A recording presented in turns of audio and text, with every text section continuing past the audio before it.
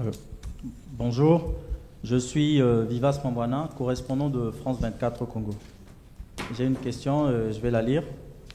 Les États-Unis viennent d'interdire aux ressortissants de 12 pays, dont le Congo, l'entrée sur leur territoire en invoquant un risque de terrorisme.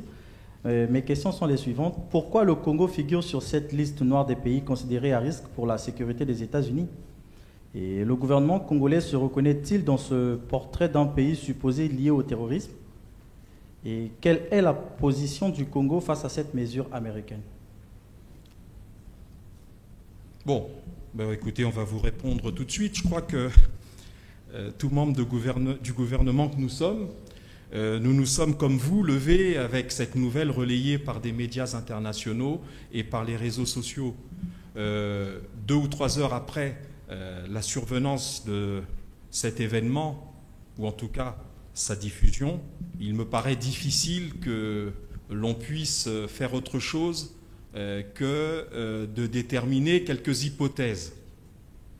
La première chose, mesdames et messieurs, c'est que nous marquons une certaine surprise.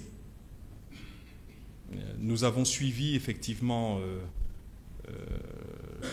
la publication de ces décisions et j'ai cru comprendre, nous avons cru comprendre qu'elles étaient consécutives à la survenance d'un attentat terroriste aux États-Unis d'Amérique, attentat dont nous déplorons bien entendu et la survenance ainsi que ses conséquences humaines.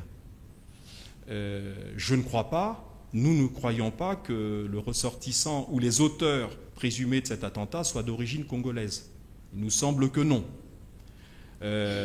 Deuxième élément d'incertitude, et je parle donc avec toute la prudence nécessaire parce que j'ai vu circuler sur les réseaux sociaux le nom République du Congo.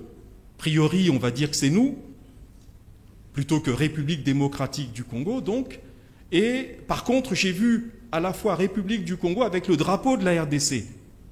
C'est un peu curieux, mais dans l'hypothèse où il s'agirait de notre pays, il est entendu que cette décision, pour nous, en attendant que les services compétents au niveau diplomatique nous expliquent le type de démarche qu'ils vont faire vers les autorités américaines, nous pensons qu'il s'agit d'un malentendu, évidemment. Le Congo n'est ni un pays terroriste, n'abrite aucun terroriste, n'est pas connu pour avoir une vocation terroriste, donc nous pensons que c'est un malentendu et je crois que dans les prochaines heures, les services diplomatiques compétents du gouvernement se mettront en relation avec les autorités américaines, ici l'ambassadeur et probablement avec les autorités américaines aux États-Unis, pour lever ce malentendu.